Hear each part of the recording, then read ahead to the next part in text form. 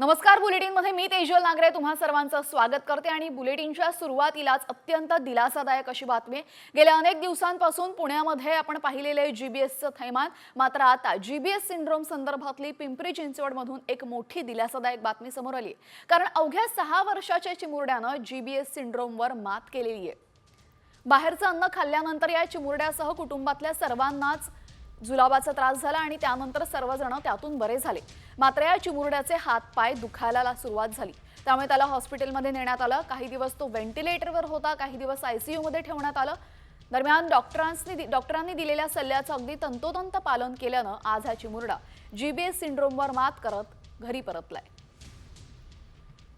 ते बाहेरचं खाल्ल्यानंतर दुसऱ्या दिवशीपासून त्याला लूज मोशन सुरू झाले आणि काय झालं ऍक्च्युली घरामध्ये सगळ्यांना झाल्यामुळं आम्ही काय विचार केला की सगळ्यांना झालेलं असल्यामुळे ते खाण्यामुळे झालं असेल आणि 2-3 दिवसामध्ये कव्हर पण झालं त्याचं लगेच.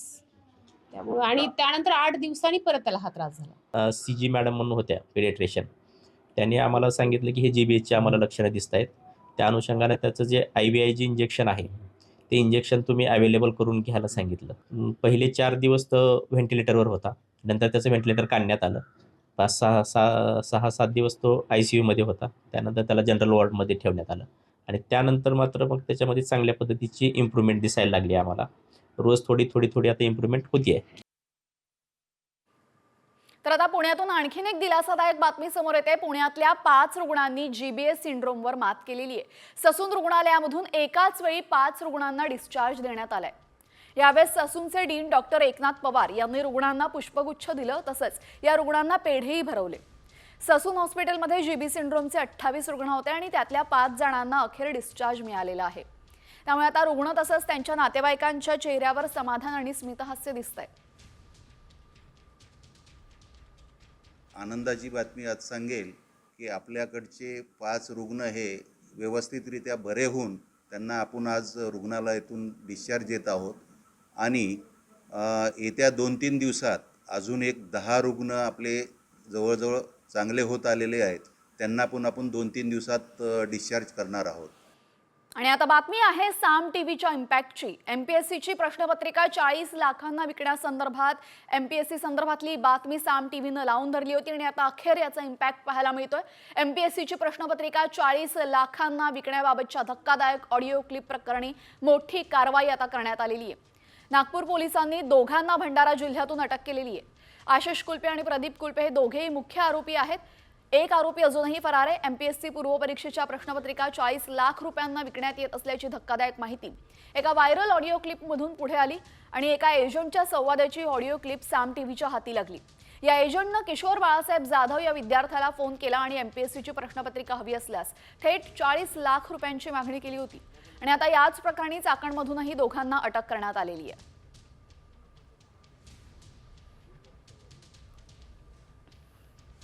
यंत्र बातमी पुण्यातून. पुण्यातल्या पिंपरी चिंचवडच्या निगडीमध्ये शिरलेल्या बिबट्याला अखेर जेरबंद करण्यात आलेले. निगडीतल्या मुख्य वस्तीमध्ये हा बिबट्या शिरला होता.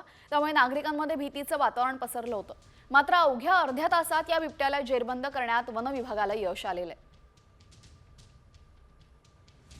वन विभागानं या बिबट्याला आता जेरबंद केलेला आहे. निगडीमध्ये हा बिबट्या अगदी भर रस्त्यात चालत असतानाचं आणि दिवसाढवळ्या चालत असतानाचं चित्र आपण पाहतोय. त्यामुळे नागरिकांमध्ये भीतीचं वातावरण होतं. अखेर वन विभागाला पाचारण करत त्यांनी या बिबट्याला जेरबंद केलेले आहे.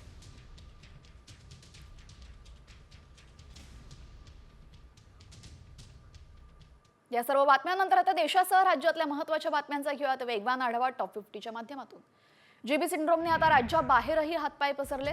महाराष्ट्र आणि पश्चिम बंगालनंतर आता जीबी सिंड्रोमनं आसाममध्येही शिरकाव केलाय. आसाममध्ये एका खासगी रुग्णालयामध्ये जीबीएस संशयित 17 वर्षाच्या रुग्णाचा मृत्यू झाला असून 12वीत शिकणाऱ्या या मुलीला 10 दिवसांआधीच आयसीयूमध्ये दाखल करण्यात आलं होतं.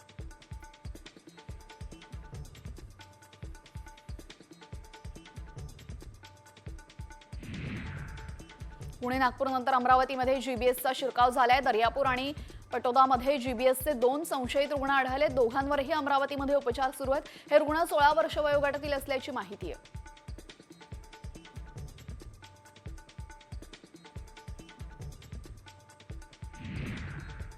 फेब्रुवारी महिन्यामध्ये राज्यात थंडी कमी राहण्याची शक्यता हवामान विभागाने व्यक्त केलेली आहे. यंदा राज्यामध्ये थंडीचा कडाका कमी जाणवलाय. कोकणासह संपूर्ण महाराष्ट्रामध्ये फेब्रुवारीमध्ये किमान तापमान सरासरीपेक्षा अधिक राहण्याची शक्यता आहे, ज्यामुळे गारठा कमी होण्याची अपेक्षा आहे.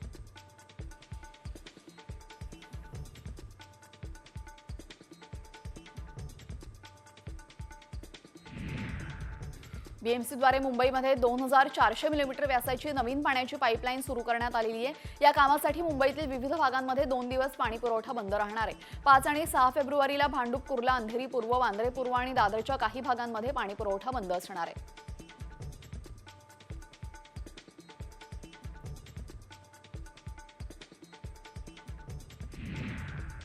मुंबई पालिकेने शहर, पूर्व आणि पश्चिम उपनगरातील नाल्यांमधील गाळ काढण्यासाठी जवळपास 395 कोटी तर मिठी नदीतील गाळ उपसण्यासाठी 96 कोटींची निविदा प्रक्रिया सुरू केली. या निविदांना आता प्रतिसाद मिळाल्यास फेब्रुवारीपर्यंत प्रक्रिया पूर्ण करून मार्चपासून नाले सफाईला सुरुवात होण्याची शक्यता आहे.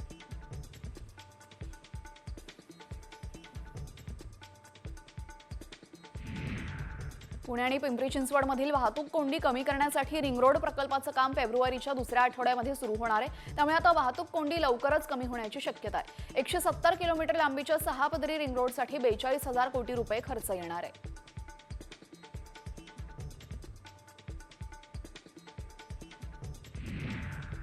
केंद्रीय अर्थमंत्री निर्मला सीतारामन यांनी मांडलेल्या अर्थसंकल्पामध्ये पुणे मेट्रोसाठी 837 कोटी रुपयांची तरतूद जाहीर झालेली आहे. त्यामुळे पिंपरी चिंचवड महापालिका ते निगडी आणि स्वारगेट कात्रज या मेट्रो मार्गिकांच्या कामांना आता वेग येणार असल्याचं स्पष्ट झालंय.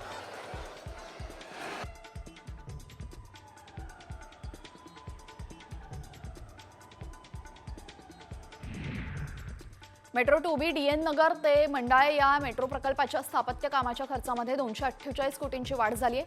हा प्रकल्प 4 भागांमध्ये विभाजित असून दिरंगाईबाबत 3ही कंत्राटदारांना 1.92 कोटींचा दंड आकारण्यात आलेला आहे. 30 जून 2025 पर्यंत मेट्रो 2B ही मुंबईकरांच्या सेवेमध्ये येण्याची शक्यता आहे.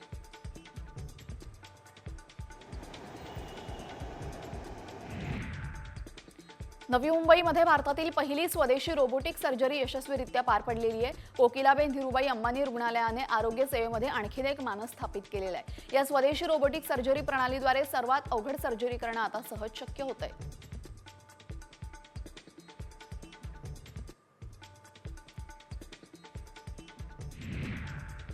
संभाजीनगरमधल्या वाळूज महानगर परिसरामध्ये मध्यान्ह भोजनाचे तांदूळ आणि डाळ जप्त करण्यात आलेले. गजानन सेल्स अॅग्रो गोडाऊन जवळ जिल्हाधिकाऱ्यांकडून छापा टाकण्यात आला.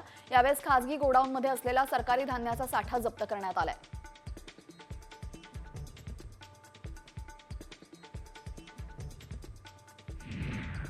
सोलापुरातील शेतकऱ्यांसाठी उजनी धरणातून पाणी सोडण्यात आलेलं आहे. 4 जानेवारीपासून सोडलेलं पाणी आता 8 ते 9 फेब्रुवारीपर्यंत बंद केलं जाणार आहे. त्यानंतर शेतीसाठी ऐन उन्हाळ्यामध्ये म्हणजेच मार्च अखेरला दुसरं आवर्तन सोडण्याचं नियोजन करण्यात आलेलं आहे. शेवटी पावसाळ्यापूर्वी धरणातील पाणीसाठा पाहून गरजेनुसार आणखीन एक आवर्तन सोडले जाणार आहे.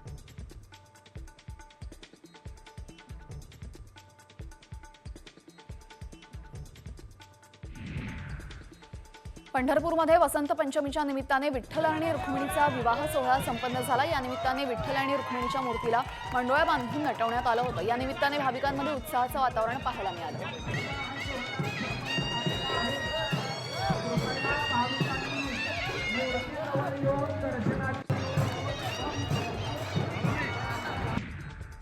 सावळ्या विठुरायाचा महिमा 7 समुद्र पार गेलेला आहे. हंगेरी, रशिया, अमेरिका, इटली या 4 देशातील भाविक विठुरायाच्या दर्शनाच्या ओढीनं पंढरपुरात आले. या परदेशी भाविकांनी प्रदक्षिणा मार्गावरनं भजन केलं. येथील इस्कॉन मंदिराला भेट देण्यासाठी आणि विठ्ठल दर्शनासाठी 174 देशातील विठ्ठल भक्तांना आमंत्रित केले गेलेले.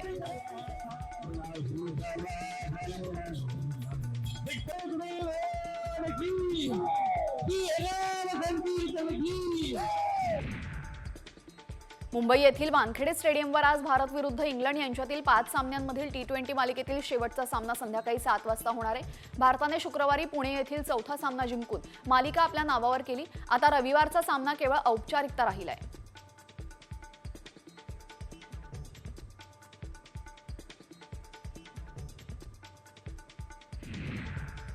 बीसीसीआयच्या नमन पुरस्कार समारंभामध्ये सचिन तेंडुलकर, कर्नल सी.के. नायडू जीवनगौरव पुरस्कार प्रदान करण्यात आला. मुंबईतील बीसीसीआय मुख्यालयामध्ये हा समारंभ पार पडला, जिथं रविचंद्रन अश्विनला विशेष पुरस्कार प्रदान करण्यात आला, तर जसप्रीत बुमराह आणि स्मृती मंथाना यांना सर्वोत्कृष्ट क्रिकेटपटूचा पुरस्कार मिळाला.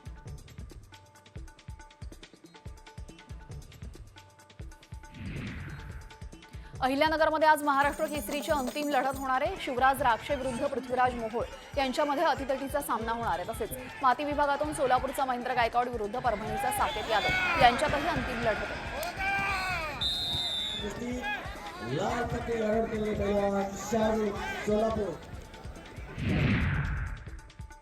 नंदुरबार जिल्ह्यामध्ये गेल्या काही दिवसांपासून थंडी गायब झाली आहे, तर तापमानाचा पारा 34°C पर्यंत पोहोचलाय. तसेच उन्हाच्या चटक्यांनी नागरिक हैराण झालेत.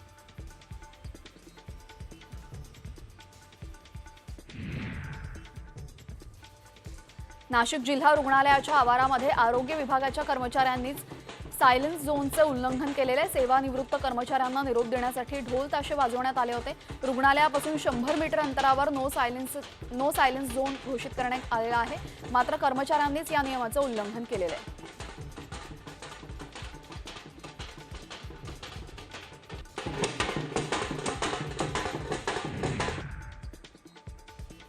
चंद्रपूर जिल्ह्यातील राजुरा तालुक्यामध्ये नीलफळी जंगल परिसरातून वनविभागाच्या वाघाचे अवयव हस्तगत करण्यात आले होते. कुख्यात तस्कर अजित राजगोंडे याने वाघाची शिकार केल्याची माहिती समोर आली होती. दरम्यान अजित चीनसोबत त्यासोबतच थायलंडमध्ये देखील वाघांचे अवयव पुरवल्याची सूत्रांची माहिती आहे.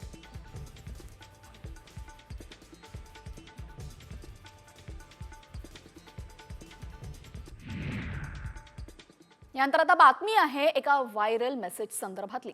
तुम्ही भात खाता का? तुम्ही पनीर खाता का? आम्ही हे का विचारतोय, कारण बातमी पाहिल्यानंतर तुम्हाला या संदर्भातली माहिती कळेलच. भात आणि पनीर खाल्ल्याने जीबी सिंड्रोम होऊ शकतो असा दावा आता करण्यात आलेला आहे. मात्र या दाव्यामध्ये खरंच तथ्य आहे का याची आम्ही पडताळणी केली. त्यावेळेस नक्की काय सत्य समोर आलेलं आहे पाहूयात. पनीर भात खाणार तर जीबीएस होणार. अशुद्ध पाण्यामुळेही जीबीएसचा धोका. व्हायरल मेसेज मागचं सत्य काय?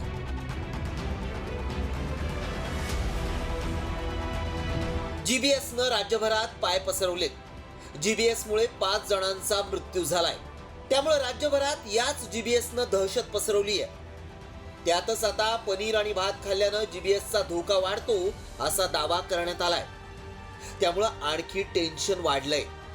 जीबीएस हा जीवघेणा असल्यानं या दाव्यामुळे लोकांच्या मनात भीती निर्माण झाली आहे. व्हायरल मेसेज मध्ये काय दावा करण्यात आलाय तो आधी पाहूया. पनीर भाताचा आहारात समावेश करू नका. जीबीएस विषाणूचा संसर्ग होतो.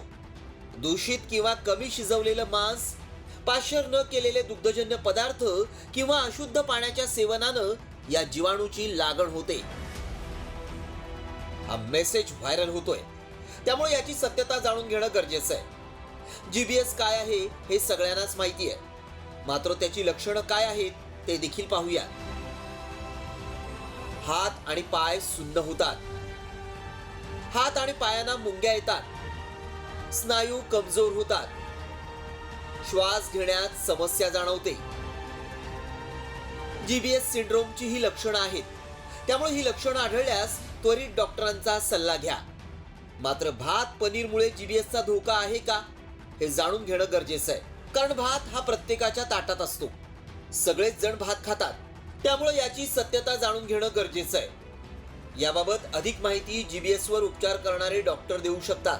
त्यामुळे आमचे प्रतिनिधी डॉक्टरांना भेटले. त्यांना मेसेज दाखवून याबाबत अधिक माहिती जाणून घेतली. खरं बघितलं तर पनीर असेल, तांदूळ असेल किंवा चीज असेल, हे जर ताजं अन्न असेल, स्वच्छ असेल, तर त्यामुळं जीबीएस पसरण्याचा धोका आहे. या मेसेजमध्ये मला तरी काही तथ्य वाटत नाही किंवा त्याला कुठलाही वैज्ञानिक आधार नाही आहे.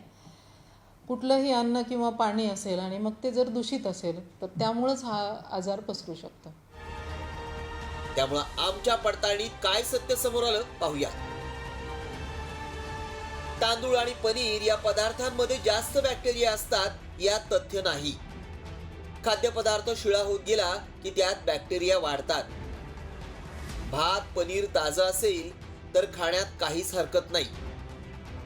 नॉनव्हेज पदार्थ शिळा किंवा पूर्ण न शिजवलेला खाऊ नये. दूषित पाणी पिऊ नये. पाणी उकळूनच प्यावं. बाहेरचं उघड्यावरचं खाणं पिणं टाळायला हवं. कधी कधी आपण कच्च्या भाज्या खातो, मात्र सध्या कच्च्या भाज्या खाऊ नयेत. फक्त शिजवलेलं अन्नच खावं. नॉनव्हेज आणि पाणी यातून जीबीएसचा धोका जास्त आहे. मात्र भात पनीर खाल्ल्यानं जीबीएस होतो हा दावा असत्य ठरलाय. ब्युरो रिपोर्ट, साम टीव्ही न्यूज.